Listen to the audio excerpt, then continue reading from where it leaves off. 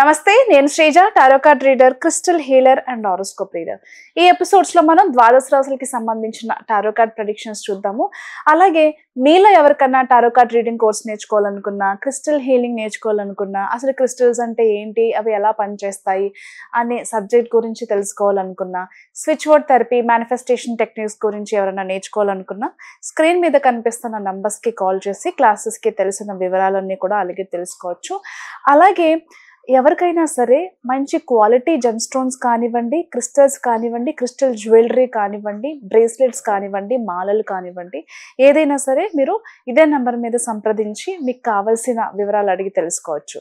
అయితే చాలామంది నన్ను అడిగే క్వశ్చన్ ఏంటంటే, మేడం మీరు డిస్క్రిప్షన్లో ఏదైతే మెన్షన్ చేస్తున్నారో అది సరిగా అర్థం కావట్లేదు, ఒకసారి మీరు ఎక్స్ప్లెయిన్ చేస్తే బాగుంటుందని చెప్పారు.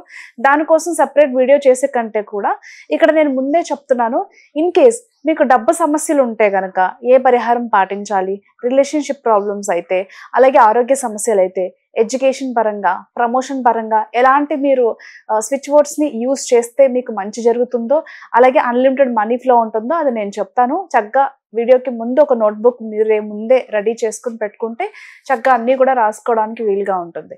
అయితే ఇప్పుడు బిజినెస్ స్టార్ట్ చేసాము, బిజినెస్ సరిగా నడవట్లేదు, మాకు బిజినెస్లో మనీ ఫ్లో లేదు, ఎంతసేపు చేతి డబ్బులతోనే మేము నడిపించాల్సి వస్తుంది అనుకునే వాళ్ళు కానివ్వండి, అప్పుల బాధలు ఎక్కువయ్యాయి అనుకునే వాళ్ళు కానివ్వండి, రావాల్సిన డబ్బు చేతికి అందట్లేదు అనుకునే వాళ్ళు కానివ్వండి, ఏ రకంగానైనా మీరు డబ్బులకి ఇబ్బంది పడుతుంటే కనుక పోవర్టీ క్యాన్సిల్, అలాగే ఫైండ్ డివైన్, అలాగే ఇక్కడ ప్రమోషన్, మీరు చేసే బిజినెస్లో కూడా మంచి గ్రోత్ రావాలనుకుంటే రెడిక్యులస్ చార్మ్, అంటే ఇదంతా కూడా మనీకి సంబంధించి వస్తాయన్నమాట. ప్రమోషన్ వస్తే మీ ప్లేస్ అనేది మారుతుంది కాబట్టి మళ్ళీ చెప్తున్నాను, poverty cancel, ridiculous charm, together change, find divine, count on.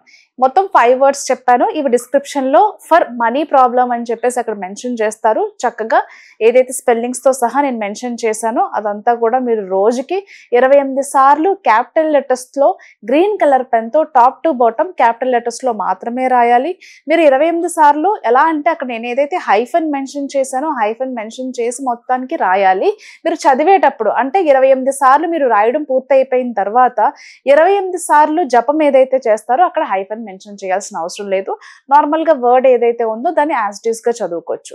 అలాగే దీంతో పాటుగా హెల్త్కి సంబంధించి కూడా చూసుకుంటే కనుక టుగెదర్ చేంజ్ కానివ్వండి, డివైన్ లైట్ కానివ్వండి, ఓకే, ఈ 2 స్విచ్ వర్డ్స్ బాగా యూజ్ అవుతాయి అనమాట. వీటిని కూడా 28 సార్లు, ఎక్కువ సార్లు అంటే 28 సార్లు కాకుండా ఇంకా ఎక్కువ సార్లు జపం చేసినా కానీ చాలా మంచి జరుగుతుంది.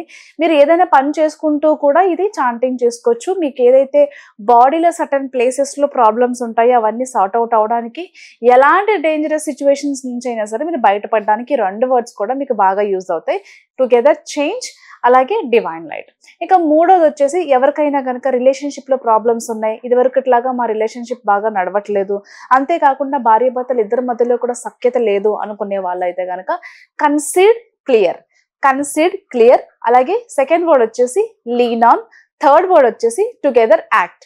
ఎవరైతే పెళ్ళిళ్ళకి సంబంధించి ఇబ్బందులు పడుతున్నారో, అలాగే లవ్ ప్రాబ్లమ్స్లో ఉన్నారో, రిలేషన్షిప్ ప్రాబ్లమ్స్ ఉన్నారో, ఈ 3 వర్డ్స్ కూడా చక్కగా డిస్క్రిప్షన్లో మెన్షన్ చేసినట్టుగా 28 సార్లు టాప్ టు బాటమ్ క్యాపిటల్ లెటర్స్లో రెడ్ కలర్ పెన్తో రాసిన తర్వాత 108 సార్లు జపం చేయండి. ఆ జపం అయిపోయిన తర్వాత బ్రింగ్ ఆన్ లవ్ డివైన్, ఎవరైతే తొందరగా పెళ్లి కావాలనుకుంటున్నారో వాళ్ళు బ్రింగ్ ఆన్ లవ్ డివైన్ అనే వర్డ్ని కూడా దీనిలో యాడ్ చేసుకోవచ్చు.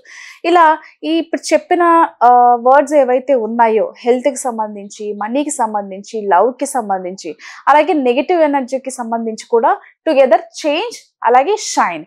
నేను నెక్స్ట్ వీడియోలో దాన్ని ఎలా రాయాలి అనేది కూడా ఒకసారి చూపిస్తాను. యాజ్ ఆఫ్ నౌ మీకు ఎలా అర్థమైతే అలా చేసుకోండి. 28 సార్లు క్యాపిటల్ లెటర్స్లో టాప్ టు బాటమ్ ఎలా అయితే నేను డిస్క్రిప్షన్లో మెన్షన్ చేస్తానో అలాగ మాత్రమే రాయండి. మీరు చదివేటప్పుడు హైఫన్ మెన్షన్ చేయాల్సిన అవసరం లేదు, యాజ్ ఇట్ ఈస్గా చదువుకోవచ్చు. ఏదైనా డౌట్స్ ఉంటే ఫీల్ ఫ్రీగా మీరు వాట్సాప్లో నన్ను కాంటాక్ట్ చేయొచ్చు. నేను కానీ నా టీం కానీ మీకు ఎప్పటికప్పుడు రిప్లై ఇస్తూ ఉంటాం. ఈ ప్రెడిక్షన్స్ వచ్చేసి మనకి జనవరి 19వ తారీఖు నుంచి 25వ తారీఖు వరకు కూడా వర్తిస్తాయి. ఇక మేషరాశి ప్రెడిక్షన్స్ చూసుకుంటే గనక, టారో ప్రెడిక్షన్స్ చూసుకుంటే గనక ఫినాన్షియల్ గా చాలా ఇబ్బందులు అయితే కనిపిస్తున్నాయి. దానికి సంబంధించి చాలా జాగ్రత్తలు తీసుకోండి. ఎవరికైనా హెల్త్ బాగాలేకపోతే మాత్రం అస్సలు మీరు లేట్ చేయొద్దు. దానికి సంబంధించిన ట్రీట్మెంట్ తీసుకోవడం, లేదా డాక్టర్ని సంప్రదించడం, ఇన్ టైంలో బ్లడ్ టెస్ట్ కానివ్వండి, స్కానింగ్లు కానివ్వండి, ఏదైతే అవసరం మేరకు చేయించుకోవాల్సినవి ఉన్నాయో అది తప్పకుండా చేయించుకోండి. లేదంటే కొన్ని హెల్త్ పరమైన సమస్యల వల్ల డబ్బు కూడా విపరీతంగా ఖర్చు అవుతుంది. అంటే మీరు ఇన్ టైంలో దాన్ని ఏదో పోగానో, లేకపోతే ఇన్ టైంలో తీసుకోవాల్సిన ప్రికాషన్స్ తీసుకోకపోవడం వలన హెల్త్ సమస్యలు అనేవి చాలా ఇబ్బందిగా మారే అవకాశం ఉంది. డబ్బు కూడా మెడికల్ పరంగా చాలా ఎక్కువ ఖర్చు అవుతుంది. దయచేసి ఇది గమనించండి.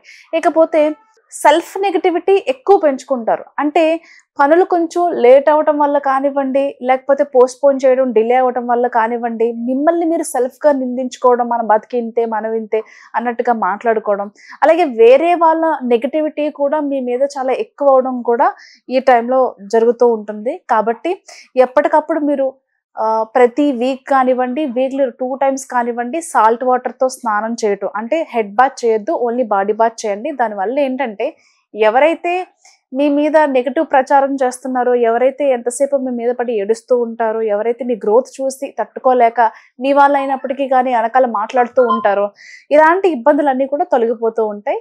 దయచేసి ఒంటికి మాత్రమే చేయండి, తలస్నానం కాదు. సాల్ట్ వాటర్ బాత్ తీసుకుంటూ ఉండండి. ఎందుకంటే ఈ వీక్లో నెగటివిటీ అనేది చాలా ఎక్కువ కనిపిస్తుంది. అలాగే భార్యాభర్తలు ఇద్దరి మధ్యలో కూడా థర్డ్ పర్సన్ ఇన్వాల్వ్మెంట్ అనేది ఎక్కువ ఉండడం వలన, అంటే మూడో వ్యక్తి ఎంట్రీ వల్ల కావచ్చు, లేకపోతే అత్తమామల ఇన్వాల్వ్మెంట్ వల్ల కావచ్చు, లేకపోతే వేరే వ్యక్తి వల్ల కావచ్చు, మీ ఇద్దరి మధ్యలో ఉన్న సమస్యల కంటే కూడా వేరే వాళ్ళ వల్ల ఇన్వాల్వ్మెంట్ వల్ల కానివ్వండి, వేరే వాళ్ళ కోసం గొడవ కానివ్వండి జరుగుతాయి. ఈగోయిస్టిక్ ప్రాబ్లమ్స్ ఎక్కువ అవడం వల్ల ఖచ్చితంగా ఒకళ్ళనిక్కడి నుంచి దూరం వెళ్ళాలి. ఎంతసేపు వీళ్ళు మన గురించి ఆలోచించట్లేదు, ఏం పట్టించుకోవట్లేదు, లవ్ అండ్ అఫెక్షన్ లేదు, ఎంత చేంజ్ చేద్దామని ట్రై చేసిన ఈ పర్సన్ మారట్లేదు, రిలేషన్షిప్లో నాకు ఉండాల్సిన ఇంపార్టెన్స్ నాకు లేదు అని చెప్పేసి చాలా ఇబ్బంది పడతారు. అండ్ ఎక్కడైతే వాళ్ళతో కలిసి ఉంటున్నారో అక్కడి నుంచి వాళ్ళకి దూరం అవ్వాలని అయితే డిసిషన్ తీసుకుంటారు.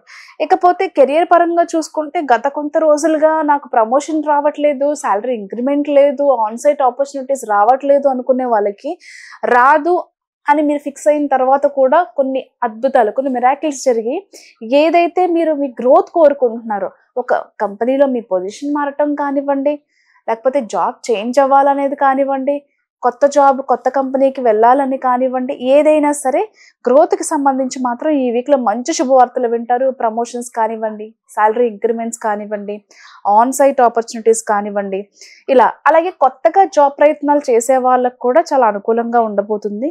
ఇక బిజినెస్ పరంగా చూసుకుంటే కనుక ఎవరైతే విమెన్స్ బిజినెస్లో ఉన్నారో ఈ వీక్లో బాగా రాణిస్తారు. షేర్స్ బాగుంటాయి, లాభాలు బాగుంటాయి. అలాగే మీ బిజినెస్ని కూడా బాగా ప్రమోట్ చేసుకోగలుగుతారు. మార్కెట్లో మీ బిజినెస్ కంటూ ఒక మంచి పేరు తెచ్చుకోవడానికి మీరు ఏదైతే ప్రయత్నాలు చేస్తున్నారో అవన్నీ కూడా ఖచ్చితంగా సఫలమవుతాయని చెప్పచ్చు.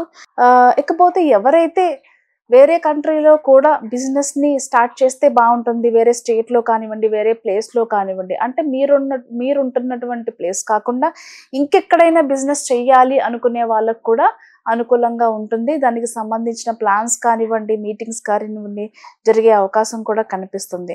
అలాగే ఈ టైంలో కొంతమంది పబ్లిక్ సెక్టర్ వ్యక్తులు, అంటే ఉన్నత స్థాయిలో ఉన్నటువంటి వ్యక్తులతో మీకు పరిచయాలు ఏర్పడే అవకాశం అయితే కనిపిస్తుంది.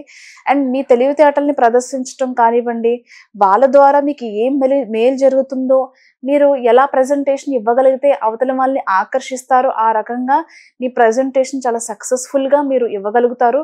అలాగే మీకు ఏదైతే అవసరమో అది కూడా వారి దగ్గర నుంచి పొందగలుగుతారు. All the best.